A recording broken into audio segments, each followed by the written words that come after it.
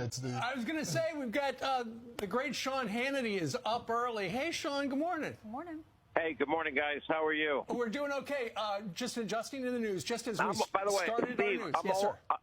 I am always up early watching you guys. That's my morning routine before I work out. Are you DVRing us? You need to DVR us, Sean, at 6 o'clock.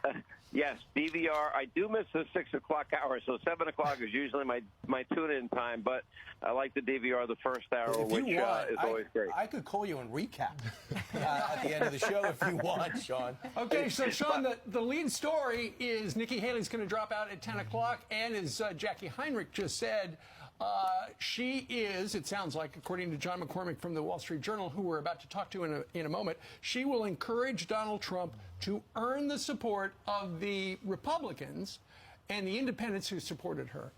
How do you think she's going to put that? I don't think it really matters in the end. I think the disappointing part of what Jackie reported is she had said before the Republican primary debates, it was the criteria to get on that debate stage that she would in fact endorse Donald Trump or endorse the eventual winner and support the eventual winner. So, and I know Ainsley asked her about that yesterday when you had both President Trump and Nikki on yesterday, and she had said she would, so she seems to be going against her word. She gave that first indication over the weekend.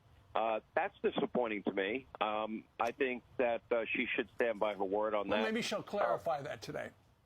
With that said, though, look, I give a lot of credit to anybody that steps in the arena. Yeah. I think it is a very, very hard job to get out there and run for president.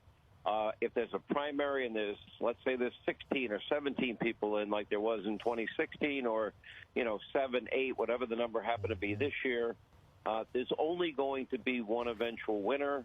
And at the end of the day, I think most people don't get in if they don't think that they're going to win. But at the end of the day, I mean, Nikki, like everybody else in the Republican Party, maybe that if you were supporting Governor DeSantis or Tim Scott or Vivek Ramaswamy, you're going to have to ask yourself a question.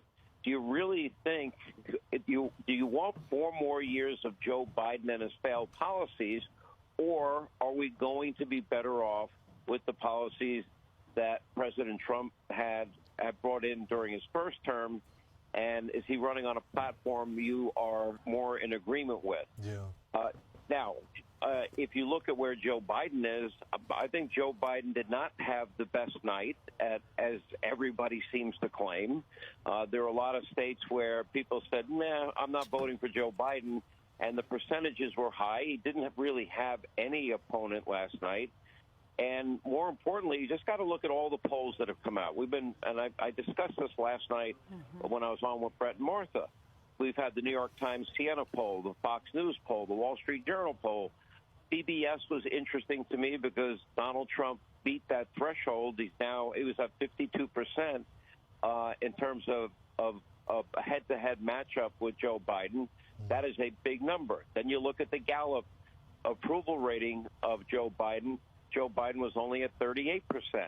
You look at the ABC poll, 86% of the American people think that this man is too old to be running for president again. People see what I have been pointing out since 2020, which is that he is weak, he is frail, he is a cognitive mess.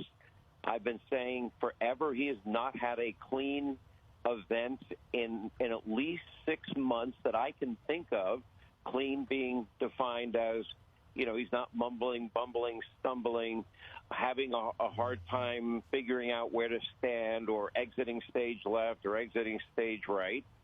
The most interesting poll that I saw, one of the polls that I just mentioned, 10% of Joe Biden voters in 2020, they will be voting for Donald Trump. That's stunning. That has to be sending off, sirens and alarms in the Biden White House. That is a big problem for them. Then you look at, for example, the Democratic coalition, the base of the Democratic Party. And a part of that base would be African-American voters, Hispanic-American voters, Dip into the White House briefing room.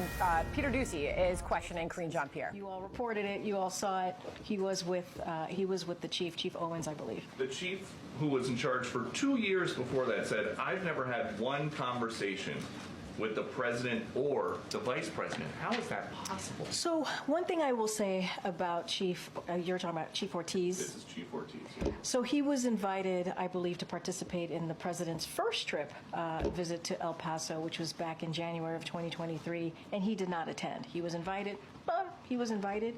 He did not attend. What I can say is that you saw the president with the present chief, which I think is important because we are dealing with challenges at the border, because the president has make that a priority, worked with the Senate in a bipartisan way to come up with a way to move forward on the border on immigration. Republicans rejected it because of what the former president, Donald Trump, told them to do, told them to reject that proposal.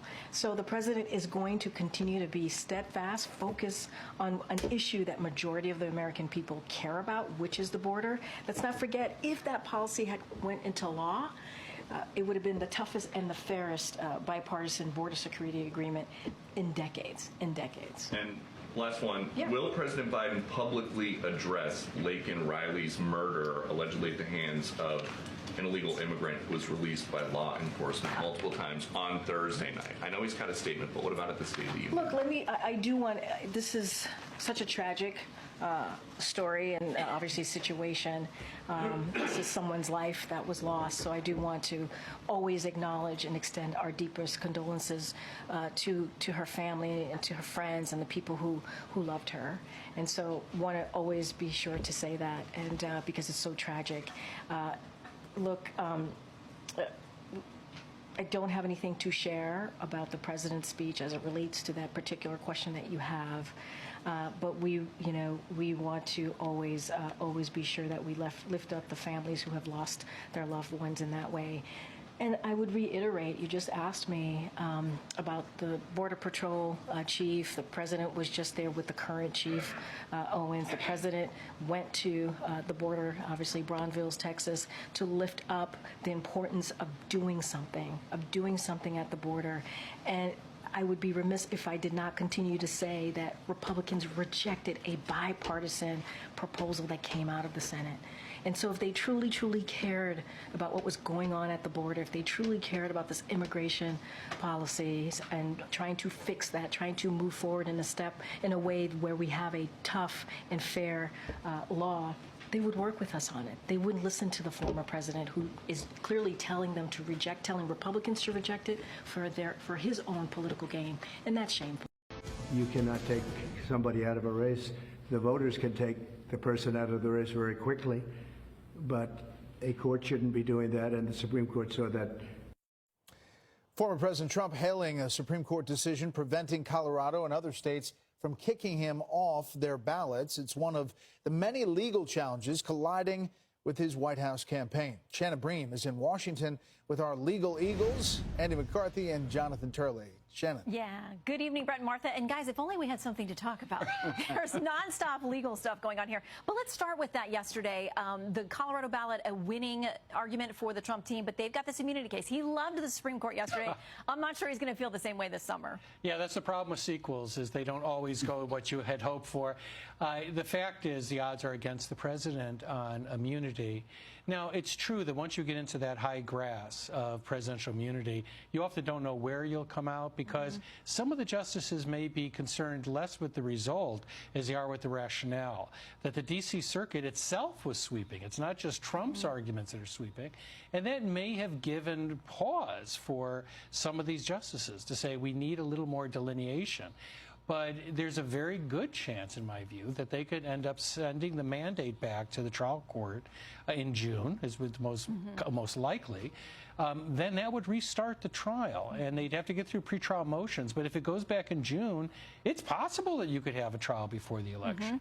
And it's certainly, in this case, the special counsel has said that he does not feel that he is bound by the longstanding policy at DOJ to avoid trials before an election. Too close to the election. Yeah, but before we even get there, Andy, there's this matter of the New York trial. that you got to get through. And the Trump team has sent a blistering letter to Alvin Bragg up there saying, you're proceeding with all of these trials and these things like Alan Weisselberg being in court again with a plea deal this week. And yet, in their words, you are allowing people guilty of brutal attacks on law enforcement and murderers to just roam the city free. Well, look, he's in a political battle as much as a legal one, and he's fighting it that way. And he's got a lot of ammunition with Alvin Bragg, who is the paragon progressive prosecutor and who does have a well-deserved reputation in New York for minimizing the number of cases they take and then taking the cases they have and pleading them down. Contrast this with the 76-year-old nonviolent Weisselberg, who he has now prosecuted twice in 18 months and is about to put in, I guess, Rikers Island for another 5 months. So jury selection starts, we think, on the 25th. Jonathan, how well do you think that's going to go for the former president, who so far has not found New York's court system to be very friendly for him? Well, it's not very friendly, and it's a nightmarish jury pool, only rivaled by Washington, D.C., which he will also face with a special counsel. And, you know, the fact is that even a hung jury in New York is quite an effort for the defense in a case like this. But Bragg is continuing to just pull out the stops. We just saw that in this case with the objections in the letter, that you get the feeling that he's running out and shooting the wounded before he gets to Trump. And the question is, at what point does a modicum of restraint kick in on any of this? But I think that the Bragg prosecution is the most flawed and questionable of all the cases. And I would be surprised if it could withstand appellate review. All right, gentlemen, much more to discuss throughout the night. We'll get to more legal topics. Thank you both. Brett and Martha, back to you. All right.